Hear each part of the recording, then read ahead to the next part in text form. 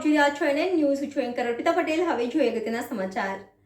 National highway number 48 પર લાકોદરા પાટિયા પાસે private luxury બસમાં શોર્ટ સર્કિટ થતા લાગી ભીષણ આગ. પુનાથી અમદાવાદ જતી લક્ઝરી એસી બસમાં લાગી આગ. બસમાં 20 જેટલા પેસેન્જર હતા. ડ્રાઈવરની સતર્કતાને લીધે તમામ મુસાફરોનો આબાદ બચાવ.